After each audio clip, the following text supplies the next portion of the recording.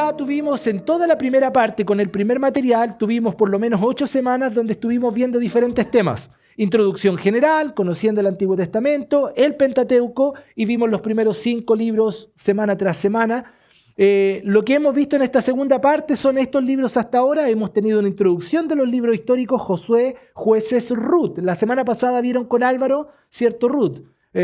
Todo bien entonces con Álvaro la semana pasada, quedamos ahí, y ahora nos corresponde entonces Primera de Samuel, que es lo que vamos a mirar, y luego entonces Segunda de Samuel, Primera y Segunda de Reyes. Lo particular es que estos 4 libros, en particular Paralelo, Ruth y otros, están como en el mismo tiempo cronológico, pero históricamente son estos 4 libros los que siguen o continúan la historia cronológica. Primera, Segunda de Samuel, Primera, Segunda de Reyes. Luego entonces Esdras, Nehemías y Esther. Hasta ahí entonces la porción de los libros históricos. Así que vamos, dijimos, o personalmente cuando introduje esto, dije que a través de esta sección completa de los libros históricos íbamos a tener muchas lecciones, muchas cosas que vamos a observar que son comunes de los libros y lecciones que son horizontalmente constantes en las eras y en la época. Pecados similares, una y otra vez pecaron, una y otra vez se arrepintieron, una y otra vez el Señor mostró su misericordia. Pero a través de este estudio decíamos que íbamos a aprender lo fácil que es olvidar el favor de Dios. Recuerde que salimos de Egipto, el desierto, a puertas de entrar a la tierra prometida, y bueno, estando ya allá, teniendo el favor de Dios, al poco tiempo se olvidaron de Dios. Dijimos que íbamos a observar la importancia de la obediencia y la fe para lograr victorias y conquistas. Eso lo vimos en el libro de Josué, de Jueces. Lo vemos también en el libro de Primera de Samuel, la gran victoria de David ante Goliat, ¿cierto? Vamos a verlo muchas veces. Pero la importancia de la obediencia también se ve, y de una obediencia total, en lo que es Primera de Samuel. Vamos a ver lo variable o cíclica que puede ser la fe y el compromiso a Dios si no está bien cimentada, si es basado en emociones, si es basado en ideas, si es basado en supuestos conocimientos de Dios, porque vamos a ver que Saúl sabía de Dios, pero sus cimientos no eran tan sólidos, su conocimiento de Dios no era tan cabal, lo que le llevó a tener una obediencia parcial. Vamos a ver lo real y devastadoras que pueden ser las consecuencias a la rebelión y la desobediencia. Y eso sí que es transversal. Eso lo vamos a ver una y otra vez. Cada vez que el pueblo obedeció, tuvo bendición. Cada vez que el pueblo desobedeció a Dios o se rebeló con Dios, tuvieron que sufrir. Y eso lo vamos a ver casi en todo el progreso de esta sección y casi del Antiguo Testamento y en general de las Escrituras. Es la gran lección que padres enseñamos a nuestros hijos. En la obediencia hay bendición, en la desobediencia hay disciplina, porque queremos enseñarles la importancia de la obediencia, pero estos libros o estudios nos van a ayudar a entender cuán terrible es la consecuencia de la desobediencia y la rebelión. Y por último dijimos que vamos a ver también lo severo que es Dios con el pecado. Porque sí, nuestro Dios es un Dios de misericordia y decimos, amén, es de misericordia, amén, es paciente, amén, pero también es un Dios santo, justo, que no tolera el pecado y castiga el pecado. Por tanto, vamos a ver la severidad de Dios y a la vez lo misericordioso que es Dios cuando su pueblo, sus hijos, se humillan. Entonces, son lecciones que vamos a ir viendo repetitivamente en el desarrollo de este estudio. Hoy vamos a estudiar Primera de Samuel, de la teocracia a la monarquía. Recuerdan que hay 5 eras que hemos visto en general y vamos avanzando en estas eras. Y la era anterior a la que estamos o hasta donde estamos es la monarquía, o sea, la teocracia, donde Dios es el rey. Pero ahora ellos ya en jueces ellos estaban pidiendo un rey. Querían ser como las otras naciones. Ya Dios no era suficiente, no les bastaba al Rey de Reyes y Señor de Señores, querían ser como las demás naciones, y entonces ellos van a transitar desde la teocracia a la monarquía. Y eso es en general lo que vamos a observar en el libro de Primera de Samuel. ¿Ok? Así que estamos listos. Repasemos brevemente. ¿Cuáles eran estas 5 eras? La formación, ¿cierto?, de la nación. Abraham y la descendencia. Una nación escogida por Dios soberanamente, un pueblo especial formado con propósitos definidos y claros. El pueblo, la ley, la tierra, ¿cierto? En estos años, 2000 años antes de Cristo. Luego quedamos con Josué acá y luego de este tiempo entonces ya tenemos ahora la teocracia. Dios es el rey. Una nación, un pueblo que tiene solo un rey soberano, poderoso, que es el que está en los cielos. Luego aparecen estos sacerdotes y jueces, personas siervos del Señor, que van a traer el mensaje de Dios, a veces el juicio de Dios, para restaurar al pueblo que tantas veces pecó. ¿Recuerda el libro de Jueces? Y volvieron a hacer lo malo ante los ojos de Jehová, y Dios levantó un juez para exhortar al pueblo. El pueblo se arrepentía, Dios les liberaba de la esclavitud y volvían a andar con Dios a través del ministerio de estos sacerdotes o jueces, y finalmente volvían a hacer lo malo ante los ojos del Señor, y el ciclo constante. Ahí ya vimos la semana pasada el libro de Ruth, pero estamos ahora acá, en este proceso. Primera de Samuel está desde la teocracia a la monarquía, pasando desde la segunda era a la tercera. Entonces, en Primera de Samuel, que está situado más o menos en el año 1040, vamos a ver a tres personajes centrales que son Samuel, que parte el libro con Samuel, Saúl, pero también ya empezamos a vislumbrar al gran rey David, que es quien continúa este tiempo de monarquía. Entonces, recuerde que cuando encontramos estos libros acá abajo, es que son de la misma época, en el mismo línea histórica están sucediendo paralelo estas historias.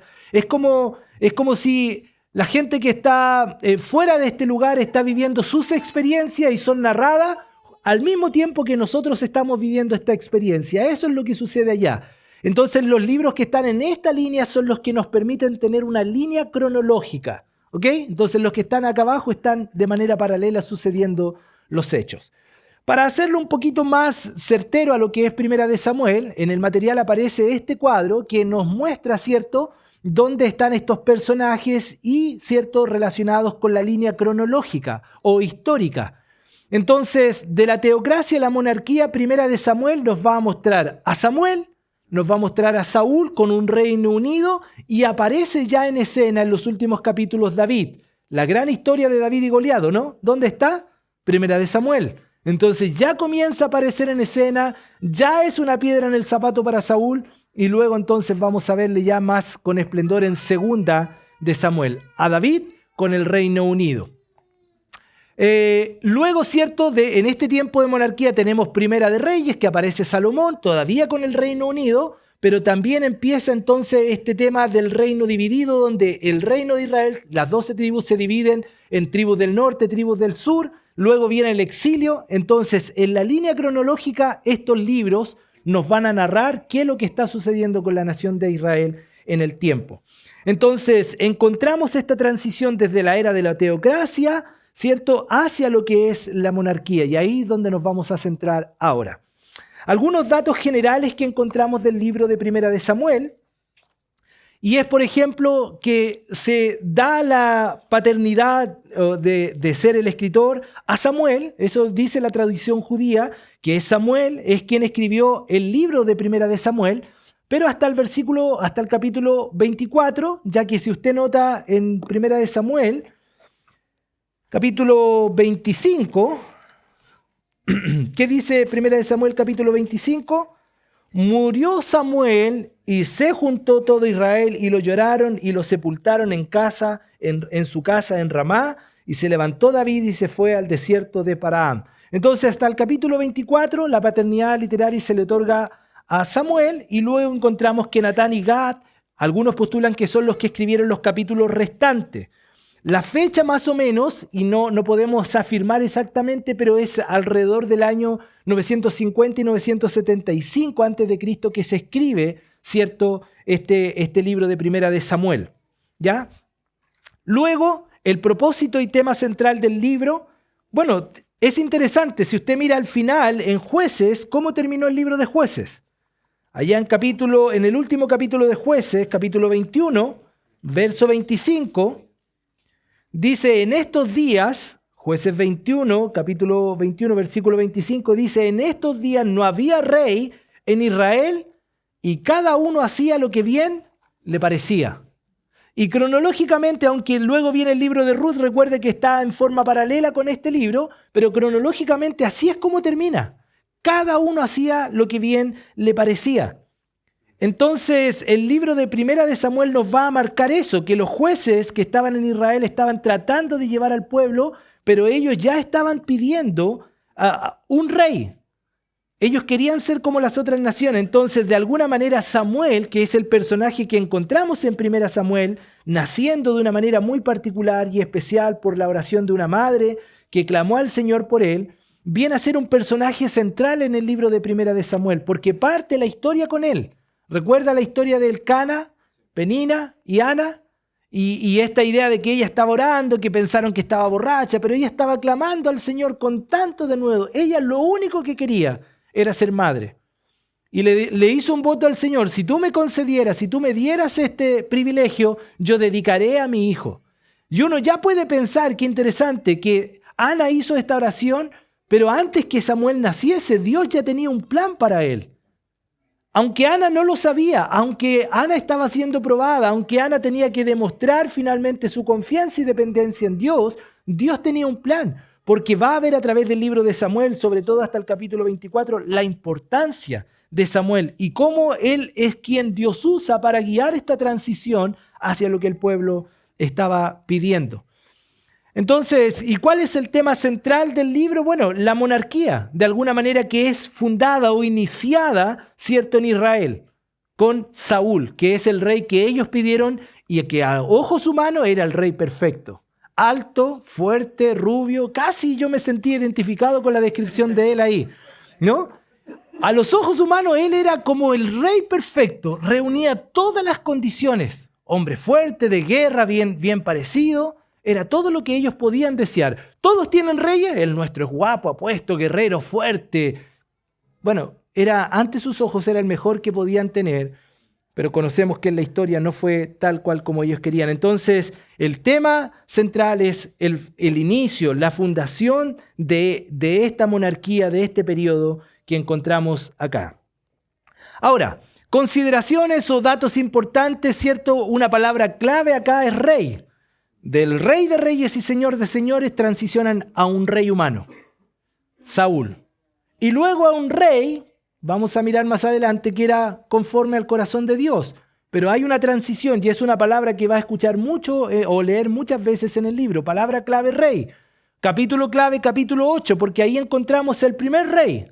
Ya entonces está establecido, ¿cierto?, nuestro querido Saúl, de quien vamos a hablar un poquito hoy día. Versículos claves, capítulo 2, versículo 30, si usted puede mirar allá. Primera de Samuel, capítulo 2, versículo 30.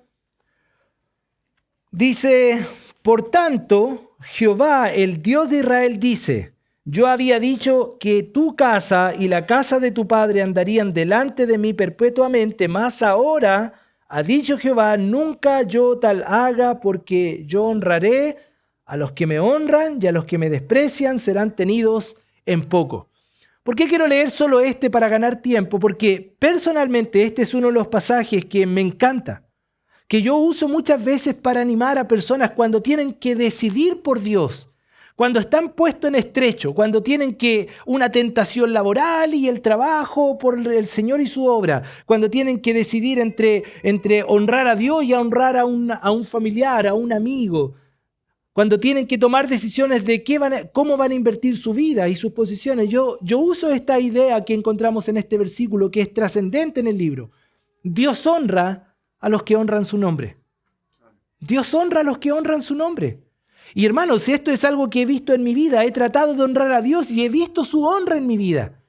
He visto personas que han decidido por Dios antes que sus propios hijos, y yo veo la bendición de Dios en su vida. Por ejemplo, recuerdo la vida de alguien que tenía que decidir si permitir que una hija viviese bajo una situación de pecado en su casa.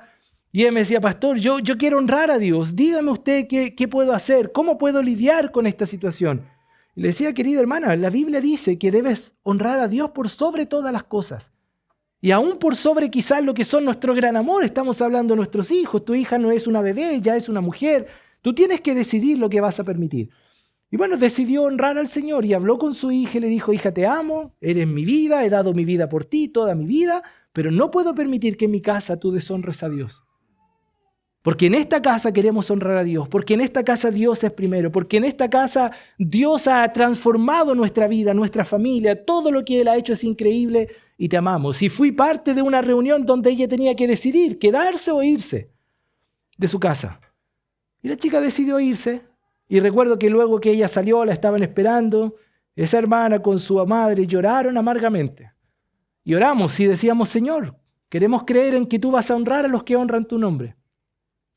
Para hacer corta la historia, esta familia en particular nos ha enseñado como iglesia que esta es una verdad de Dios. Dios honra a los que honran su nombre. Y fue interesante porque recibió cuestionamientos de otros. ¡Oh, pero cómo puedes hacer eso! Es tu hija y no debiera ser, casi mala madre. Pero la verdad, hermanos, es que esta es una verdad trascendente para toda la vida. Dios honra a los que honran su nombre. Y así como dice el texto, yo honraré a los que me honran. Esta es una promesa de Dios. Y a los que me desprecian serán tenidos en poco. Es fuerte, es un versículo para destacar, es un versículo para subrayar, es una verdad para no olvidar. Porque estoy seguro que tú y yo, ¿cuántas veces estamos puestos en este estrecho? ¿A quién honraremos? ¿A quién daremos la honra? ¿A los que amamos y son parte tan importante en mi vida? ¿A los que quiero congraciarme, con los que quiero quedar bien y no fallarles? ¿O a quien me rescató y me salvó? ¿A quien es digno de la honra y la gloria? Y hermanos, recuerde este versículo, márquelo. Recuérdelo porque esta es una verdad importante. Personajes claves, Samuel, Saúl y David. Y de ellos vamos a mirar hoy día mucho, o no mucho, pero en el tiempo que nos queda. La geografía de Primera de Samuel es la tierra de Israel y allá nos encontramos. Algunas consideraciones esenciales acerca de Primera de Samuel. El libro comienza, como usted ya va a notar, con el nacimiento de Samuel, que tuvo alrededor del año 900 antes de Cristo y termina con la muerte de Saúl. Allá en el año 1011, entonces hay aproximadamente 90, 100 años de historia que transcurren en el libro de Primera de Samuel. Entonces es un periodo de tiempo extenso, aproximadamente 100 años los que transcurren en este periodo. Para hacerlo más fácil, y en el material usted lo tiene allá, ¿cierto? Hay un bosquejo que resume en general el libro. Entonces el libro está dividido en 3 grandes partes. Primero, centrado en Samuel, la preparación para la monarquía, podríamos llamar esta primera parte. Samuel y la preparación, su nacimiento, la infancia y el ministerio de Samuel. Luego, en los capítulos del 8 al 14 encontramos el principio de la monarquía. Capítulo 8 se establece el primer rey, ¿cierto? Israel demanda un rey y luego ya en los últimos capítulos del 9 al 12, 25, encontramos Saúl es ungido como rey. Para finalmente encontrar el tercer personaje que es la preservación de la monarquía. La preservación de la monarquía. ¿Por qué? Porque David continúa este periodo, pero lo hace de una manera opuesta a lo que fue el primer reinado que era Saúl, ahora un rey conforme al corazón de Dios. Pero aunque aparece en escena en Primera de Samuel David, no está centrado necesariamente en su vida, sino en cómo termina el reinado de Saúl.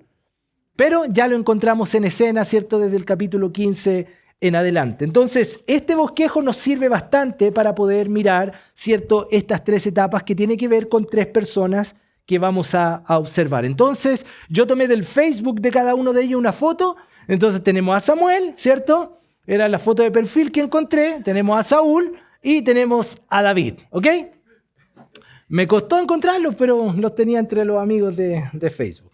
Entonces, estos son los 3 personajes que vamos a ver. Entonces, ¿les parece que comencemos con Samuel? La preparación para la monarquía. Entonces, Primera de Samuel, capítulo 1, encontramos, ¿cierto?, el nacimiento de Samuel. Y yo brevemente narré la historia, no podemos pasar mucho tiempo, pero ahí está el Cana, ¿cierto?, que dice en el verso 1, él tenía 2 mujeres, uno era Ana, el otro Penina, ¿cierto? Una tenía hijos, la otra no, y encontramos, ¿cierto?, cómo ella clama al Señor y cómo es finalmente que nace, ¿cierto?, Samuel.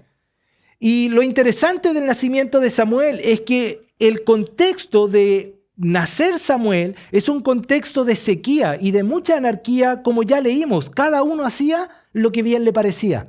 Entonces, era poco probable que quizás en ese contexto naciese alguien que estuviera dedicado con un corazón inclinado a Dios.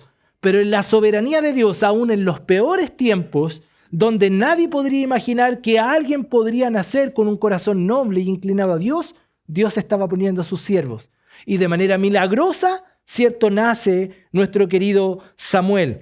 Entonces Israel estaba en un tiempo de decadencia, de corrupción, ¿cierto? Allá en Jueces capítulo 2, verso 19, nos narra cómo era este ciclo, ¿cierto? Y cuando Israel era débil, vulnerable delante de sus enemigos, entonces apenas Dios escuchó la oración de Ana, Dios entonces concede esta petición a él. Capítulo 3, verso 1, y dice allá: el joven Samuel ministraba a Jehová en presencia de Elí, y la palabra de Jehová escaseaba. Note lo que dice: en aquellos días no había visión con frecuencia. Entonces, en este contexto estaba creciendo Samuel. En este contexto, ahora Samuel, ya entregado por Ana, dedicado en el templo, es que él está. Y eso ya nos enseña algo, que aún en medio de la más cruel oposición, todavía Dios puede hacer algo hermoso.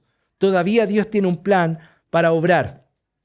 Entonces, él nace de una descendencia, ¿cierto?, honorable.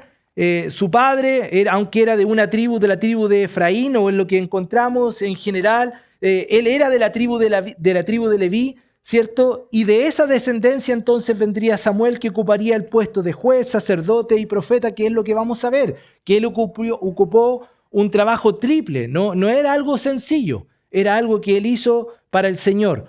Entonces, evidentemente pasaron muchos años antes que el Señor se acordase de alguna manera de Israel para poder ministrar, porque ellos estaban haciendo cualquier cosa menos honrar al Señor. Entonces, en capítulo 2, verso 11 en adelante, hasta el capítulo 3 y versículo 21, terminando el capítulo 3, encontramos el ambiente en que se desarrolló la vida y la infancia de Samuel, con aspectos positivos y aspectos negativos. Capítulo 2, verso 11 y 12, ¿qué nos dice? Si alguien puede leer, por favor, verso 11 y 12 del capítulo 2. Y el Cana se volvió a su casa en Ramá, y el niño ministraba a Jehová delante del sacerdote Elí. Los hijos de Elí eran hombres impíos y no tenían conocimiento de Jehová. Ok, entonces, en un sentido estaba allá, ¿cierto?, en la casa, ministrando, ¿cierto?, delante del Señor y del sacerdote Elí. Eso era un aspecto positivo, estaba siendo influenciado, involucrado en la obra, pero en el mismo contexto estaban estos hijos de Elí, que eran hijos bien rebeldes, hijos que estaban andando, sin duda, sin darle honra al Señor, con pecados feos que los hijos de Elí estaban cometiendo, y eran contemporáneos. Entonces uno podría decir, él pudo haber seducido de hacer lo que ellos hacían, pero a pesar de ese contexto y de su crecimiento, él se mantuvo fiel al Señor. Y en aquellos años se hizo evidente para todos que Samuel era un hombre de Dios de una manera singular, un hombre que estaba involucrado en las cosas de Dios, un hombre que dio siempre prioridad al Señor a pesar de los que estaban haciendo lo malo. Él decidió hacer lo correcto, y ahí otra vez está este texto: Dios honra a los que honran mi nombre. Entonces vemos que finalmente en el desarrollo y crecimiento de Samuel, Dios honró a nuestro querido Samuel. Y como les decía, Samuel tuvo un ministerio tripartito, es decir, él no solo fue juez, sino sacerdote y profeta. Él fue un hombre clave. En el momento determinante de Israel, en el momento donde todo pudo ser malo, Dios levantó a este siervo para hacer que el pueblo volviese sus ojos al Señor. Y aunque estaban inclinados a tener un rey, bueno, él tenía que hacer lo que el Señor les dijo, y el Señor le dijo, bueno, si quieren un rey, dale un rey. Es interesante leer eso, porque uno podría pensar que Dios pudo haberles privado eso y haberles dicho, no, yo soy su rey, no les voy a dar lo que ustedes quieren. Pero esa es una lección interesante, porque a veces Dios no nos da lo que necesitamos, sino lo que merecemos.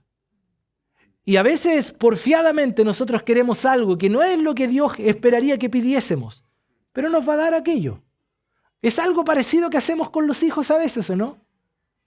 ¿No le ha pasado que de repente los hijos, papá, quiero comerme un helado a las 12 de la noche? No, hijo, no, te hace mal para la guatita, pero papá, y se van a llorar. Estoy poniendo un ejemplo súper burdo, pero es como decimos que no, porque sabemos que no. Sabemos que no es lo mejor, pero él, como no sabe y cree saber, él pide, y de vez en cuando le dice, ok, ¿sabes que te voy a dar un helado?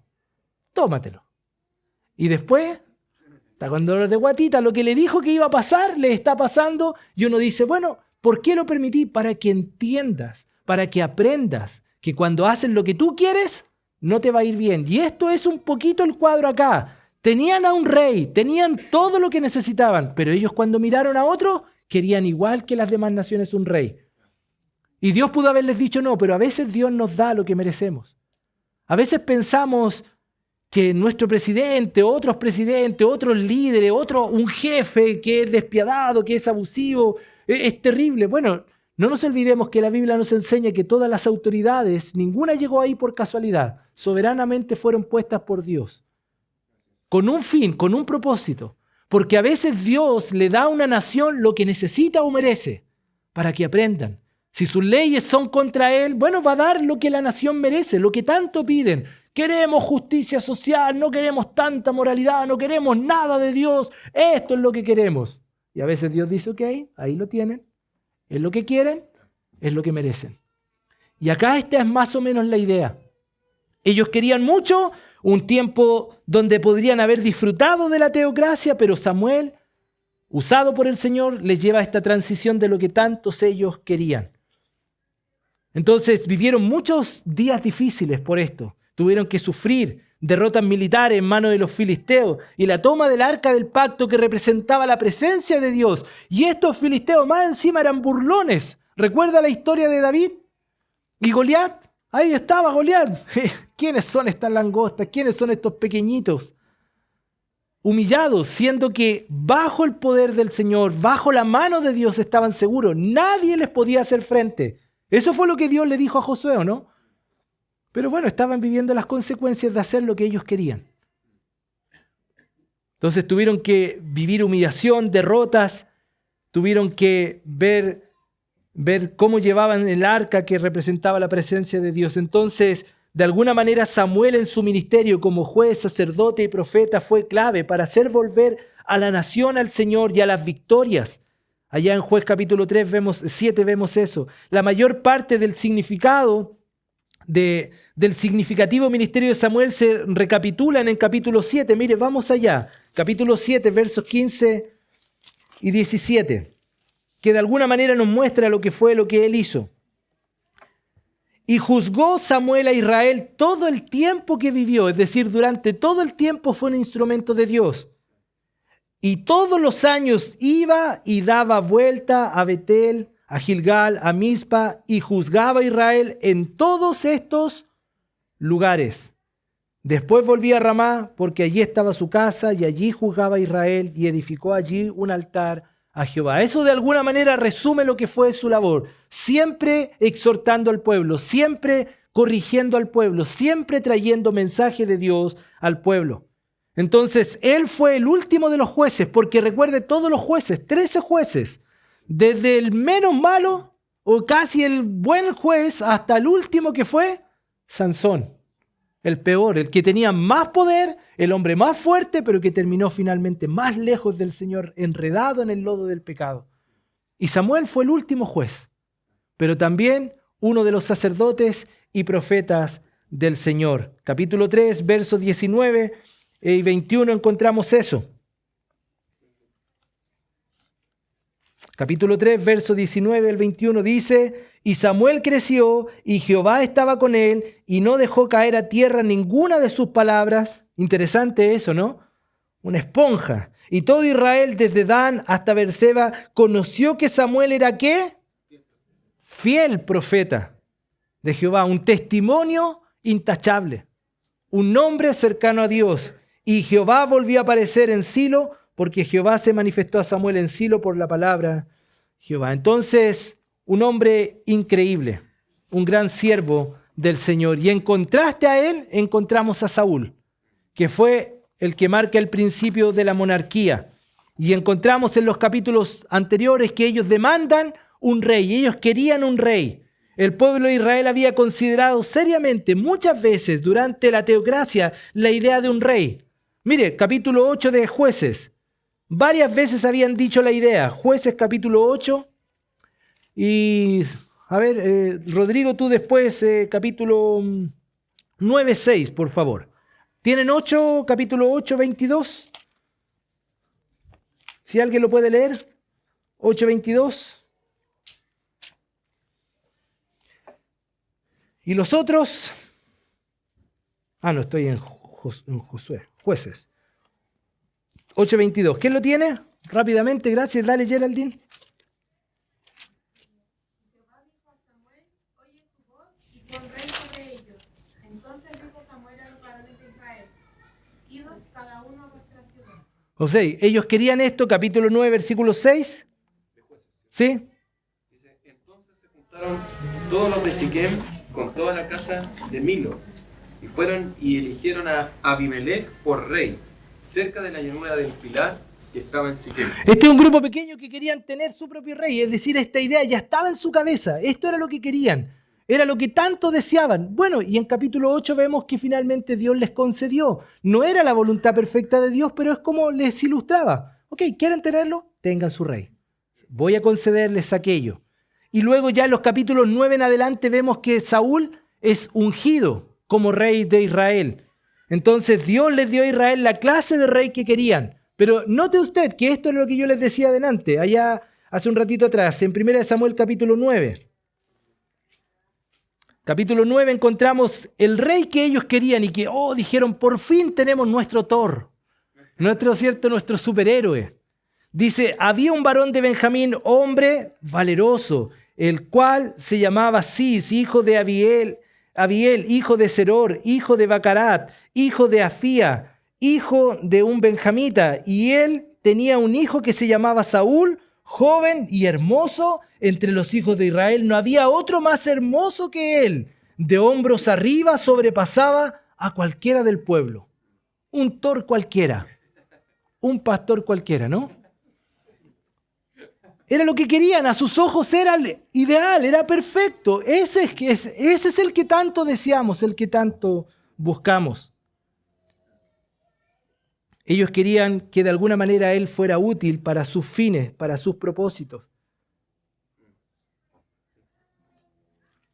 Y la verdad, hermanos, es que este rey que fue ungido fue lo que ellos querían, pero no lo que necesitaban. Fue lo que ellos tanto anhelaban como otras naciones, pero fue el comienzo de un gran fracaso en sus vidas y en su relación con Dios. Porque de vez en cuando, al igual que el pueblo de Israel, nosotros queremos algo que es lo que queremos, pero no es lo que necesitamos. Necesitamos siempre hacernos la pregunta si lo que estamos buscando, donde estoy inclinando mi corazón, donde está mi deseo, si eso es para mí, porque yo lo quiero, o si eso es algo que yo necesito, ya sea una carrera, ya sea un trabajo, ya sea una relación, si es lo que yo quiero o es lo que yo necesito. Porque la verdad necesitamos pedir siempre a Dios que Él nos dé lo que nosotros necesitamos según su conocimiento, porque Él es Padre y nosotros hijos, porque Él es sabio y nosotros necios, porque Él sabe perfectamente lo que es mejor y nosotros no. Como niños muchas veces actuamos, pero como niños también nosotros tantas veces le pedimos a Dios lo que queremos, que nos dé lo que queremos, en vez de pedir a Dios que nos dé lo que necesitamos, que era lo que ellos no hicieron. Entonces, ¿cuál fue el pecado de Saúl? Ya que avanzamos capítulo 15, ahí se narra el pecado de Saúl. Si puede tomar un minuto, un pequeño ejercicio, lea ya los primeros versículos y usted trate de decirme cuál fue el pecado de Saúl. Que esto es parte del material, al final termina con esta idea. 2 minutos para leer esos versículos. Vamos. Primera de Samuel, capítulo 15.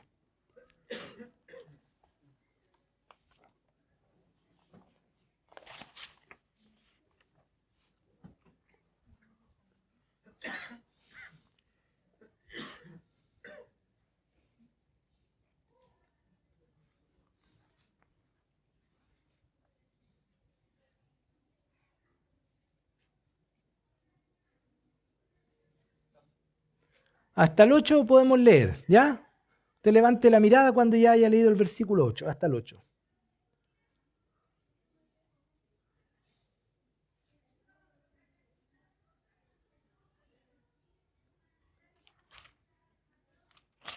O hasta el 9.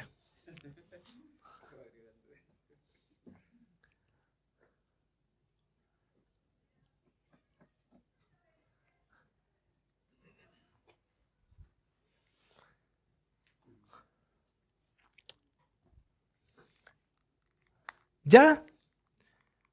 Versículo 3. ¿Cuál era el mandato de Dios? ¿Quién puede leer versículo 3? ¿Qué decía?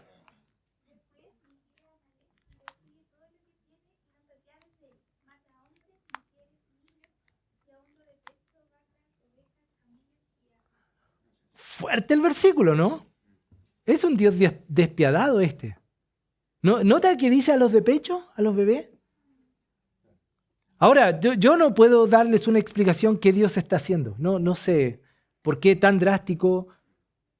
No podría dar una respuesta. Lo que sí sé es que Dios está dando instrucciones precisas, detalladas, sin espacio para dudas. Todo. Todo lo que tiene, ¿sí?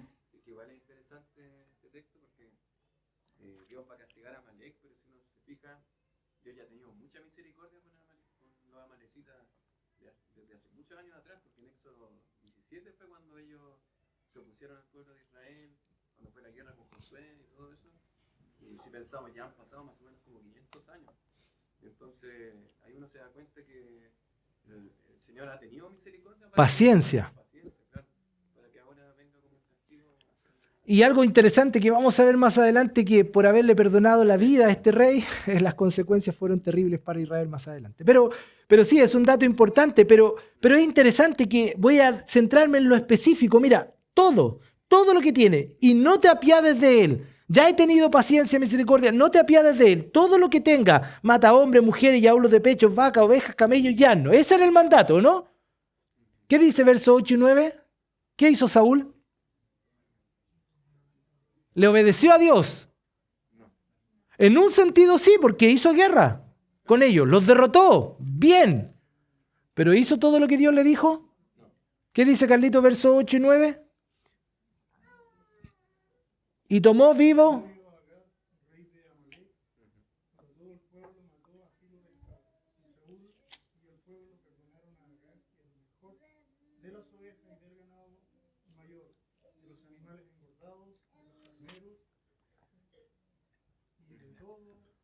Lo bueno.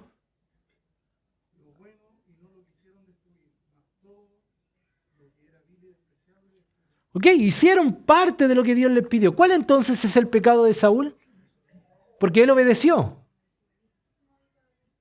Pero él obedeció, ¿no? Porque él hizo la guerra. Él destruyó, mató a filo de espada a todo el pueblo.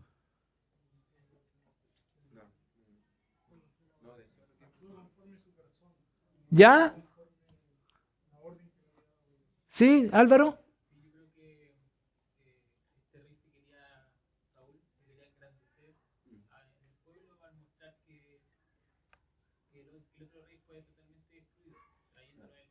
Dejándolo vivo. Era como una práctica de otros dioses, de otros reyes, dejar al rey y verle, mostrarle su miseria. Y eso era una demostración de poder.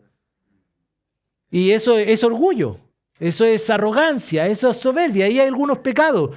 Pero lo que es interesante es que la narración lo que nos destaca es que la obediencia parcial para Dios es igual que la desobediencia.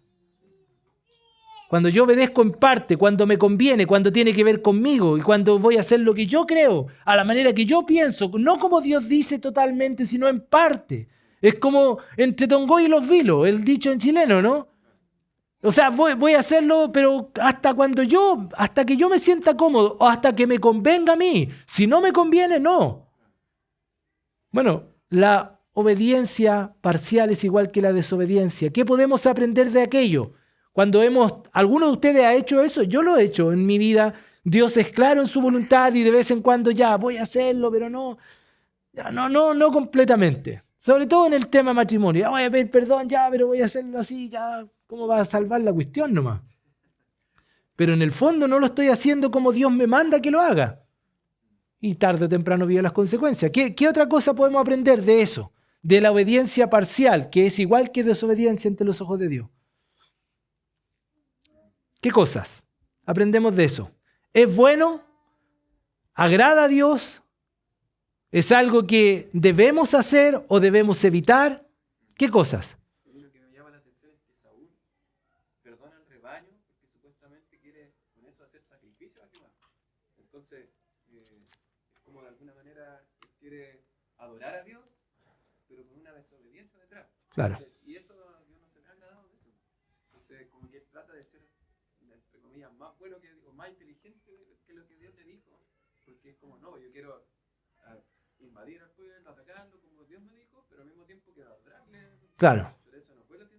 Como mejorar el plan de Dios, ¿o no? Como que Dios se le pasó un detallito, pero yo lo hago mejor. Iba a decir, hermano Osvaldo. Lo asocio un poco a Caín, que tampoco fue agradable su ofrenda, porque debemos entender que Dios nos trazó una ruta. Claro. Cuando la voz de Dios nos dice algo claro, es porque reconocemos su soberanía y que Él sabe lo que está haciendo. O sea, entonces, Claro. al querer ayudar a Dios, al ser humanista, al ser ponerle un poco de sentimiento a la cosa, para atrás, o sea, para adelante, después quedó la tremenda escoba porque Dios quería que no pasaran por ahí. Sí. Así mismo en nuestra vida, Dios a veces quiere que nos demos la vuelta corta, pero somos tan porfiados a veces y nos damos la vuelta larga y con mucho valor. Y finalmente tenemos la idea soberbia, arrogante, que nosotros sabemos más que Dios. ¿Recuerda el niño? Yo quiero. Porque él cree que sabe más que el padre que le ha dicho no por A, B o C. Hijo, no saltes la C que te vas a caer. Hijo, no saltes, por favor. Hijo, si tú saltas te vas a caer. ¿Y qué hace el niño porfiado, rebelde? Va a saltar y de vez en cuando, sáltala. ¿Qué es lo que pasa cuando salta? Se cae, tiene que vivir una herida. Y bueno, vamos a ir, pero vamos a decir, te lo dije, te advertí, y vas a hacerlo, no lo vas a volver a hacer, etcétera, etcétera. Pero tenemos la idea que sabemos más que Dios. Y es lo que Saúl hizo, y ese pecado que es de él y que uno puede decir, oh, qué terrible, le costó el reinado. O sea, la consecuencia para él fue terrible. Y después de eso, la vida de Saúl fue un desastre. Por un pecado de desobediencia y luego otros pecados que vamos a ver. ¿Ya? No es pregunta, es una observación y una respuesta cortita. En el versículo 5 dice que Saúl llegó hasta la ciudad de Amalek y tomó una decisión en el torrente. Entonces nos muestra que él decidió solo, no hay un grupo de consejeros o no pidió ayuda del mismo profeta Samuel, sino que yo creo que esto está bien y lo vamos a hacer, lo voy a hacer. Digamos, Bueno. dentro de su vanidad o orgullo. Y lo segundo, con esto termino, para los que tengan la duda de cómo Dios mandó a matar A tanta gente. por ejemplo, ¿cierto? Eso nos puede chocar a muchos de nosotros.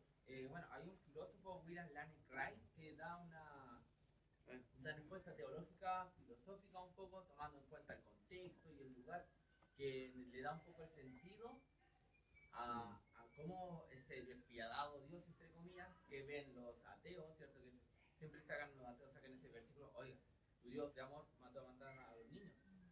Explícame eso. Y uno queda ahí como, no. Bueno, este autor y hay otros más también apologistas cristianos que dan una respuesta bastante sólida y contundente, tomando en cuenta como el contexto histórico y del mundo. Ya, ¿ok? Sí, dígame. O sea, solamente como observación, a mí es lo que me llama la atención de Saúl, porque es como casi chistoso, porque en el verso 20 ¿De capítulo? del capítulo 15, ¿Ya? me llama la atención que Saúl, cuando habla de lo que hizo bien, o sea, de lo que obedeció a Jehová, él se incluye. Dice, antes bien, he obedecido a la voz de Jehová y fue a la misión que Jehová me envió. Pero en el verso 21, cuando habla del botín y todo lo que tomaron, dice, más el pueblo tomó del botín. Claro. Entonces, como que lo que hizo bien, él se incluye, y lo que tiene que ver con el pueblo, Claro, lo que hizo mal fue el pueblo. y ahora soy responsable Sí. de eso. Entonces, Y de alguna manera él se intromete en cosas porque después viene la debacle, el rechazo de Saúl, porque él incluso fue él que hizo la labor sacerdotal y sacrificó animales, cosa que no le correspondía. Él quería meterse donde no debía meterse, él quería hacer lo que no debía hacer. Estaba tratando de arreglar el desastre que había cometido, el pecado que había sido confrontado por Samuel, y empieza una debacle, una cosa tras otra, y empieza a perder entonces el reino. Y la verdad es que no vemos que después de ese pecado de desobediencia parcial, él tomara casi una buena decisión. Es más, vemos al final ya, ¿cierto? Cuando aparece David en escena y cuando la gente empieza a cantar, Saúl mató a 1000 y David a 10.000, o sea, ya es como, ahora más encima este cabro chico viene a usurparme mi gloria. Y finalmente eso trae tanta amargura a su corazón que el libro se muestra la persecución despiadada que él tuvo de David.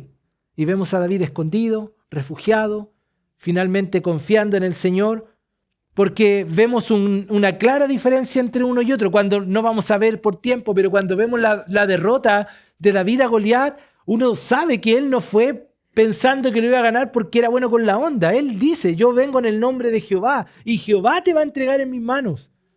Y él hizo exactamente lo que tenía que hacer. Él es el gigante, ese es el que se burla de este pueblo que es pueblo de Dios. Yo te derribaré, yo te derrotaré. Y es una victoria tremenda a la manera de Dios, en dependencia absoluta de Dios, en plena fe y confianza que Dios le daría la victoria.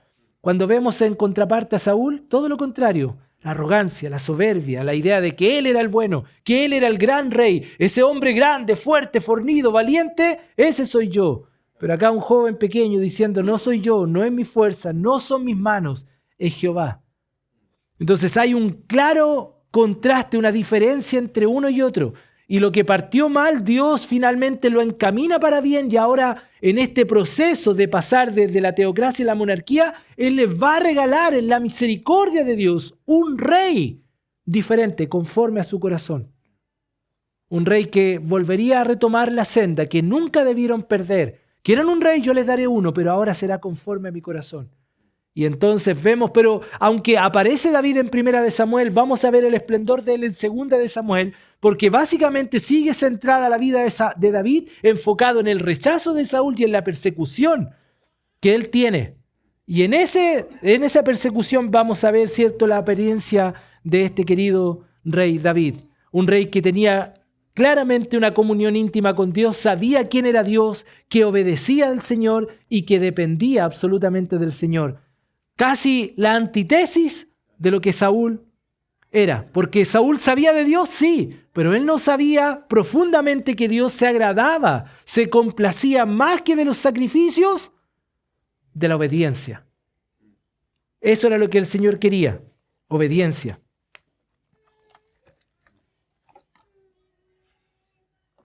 Verso 23, capítulo 15, o capítulo 15, verso 22, cuando Samuel confronta a Saúl, le dice, y Samuel dijo, ¿se complace Jehová tanto de holocaustos y víctimas? Que es lo que estábamos diciendo, ¿no? El pueblo tomó botín, ellos, pero él le dice, ¿se complace de eso el Señor como en que se obedezca a las palabras de Jehová? ¿Dios quiere sacrificios antes que obediencia? Y le dice, no, ciertamente, escuche, y esto es algo que debemos recordar, el obedecer es mejor que los sacrificios y el prestar atención que la grosura de los carneros, porque como pecado de adivinación es la rebelión, y como ídolos e idolatría la obstinación. Por cuanto tú desechaste la palabra de Jehová, Él también te ha desechado para que no seas rey. Y siendo desechado él, Dios ya proyectó al gran rey David. Entonces, 3 personajes centrales, Samuel, Saúl y David, encontramos en 1 de Samuel.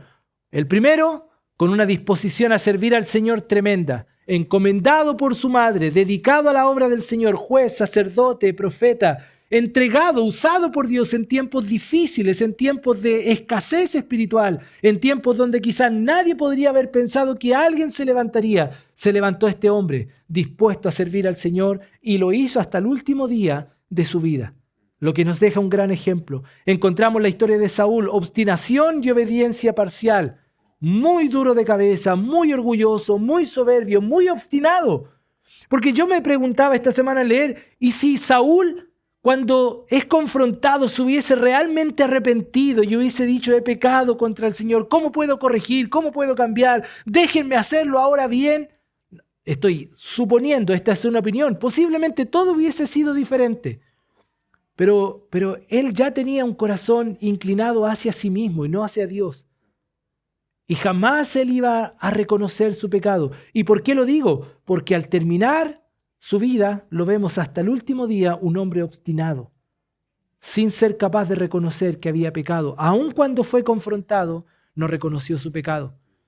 Y a David, un hombre que tenía una comunión íntima con el Señor y dependencia al Señor. 3 personajes que encontramos en este libro. Y para concluir, hermanos, podemos mirar en el aspecto general que solo Dios es suficiente para guiar nuestra vida.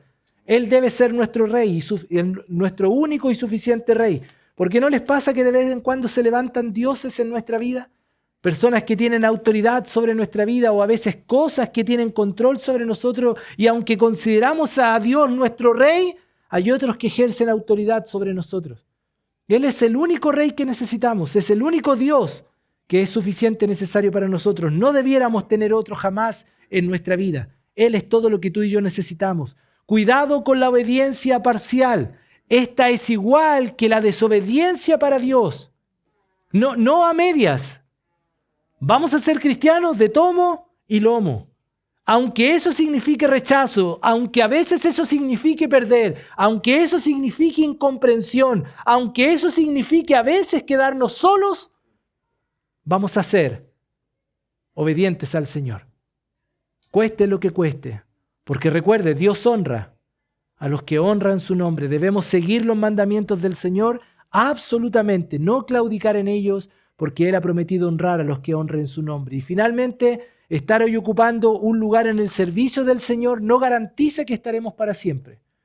No, yo estoy hoy día en esta área, en este ministerio. Bueno, nada garantiza que usted va a estar ahí por siempre.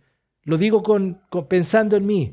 Que hoy sea pastor no significa que voy a estar siempre. Si es que no estoy consciente que debo depender del Señor con un temor reverente y constantemente en obediencia al Señor y reverencia a su nombre. Porque David tuvo la oportunidad de estar en un lugar de eminencia, pero no hizo lo que Dios esperaba y fue desechado. Podemos tener la bendición de servir a Dios, de estar involucrado en su obra, pero así como estamos involucrados, si no hacemos las cosas a la manera de Dios, podemos perder aquel privilegio si es que no estamos mostrando un corazón temeroso, reverente y sin duda una vida de obediencia al Señor. Hermanos, el tiempo vuela, la verdad miraba la hora cada rato, pero es mucho para abarcar en tan poquito tiempo. Pero es un gran libro. No solo lea esta semana 1 Samuel otra vez, lea 2 Samuel, porque la próxima semana vamos a estar mirando allá creo que David va a ser, si no me equivoco, 2 Samuel. Pero vamos a ver en el esplendor la vida de David, su reinado y las cosas hermosas que él pudo hacer para la gloria del Señor. ¿Ok? Vamos a orar. Querido Dios, gracias por esta hora, gracias por esta serie que estamos haciendo, conociendo el Antiguo Testamento y en particular los libros históricos. Señor, ayúdanos a recordar estas verdades tan importantes, Señor. Tú eres nuestro Rey, el único Rey que necesitamos en nuestra vida, soberano, suficiente.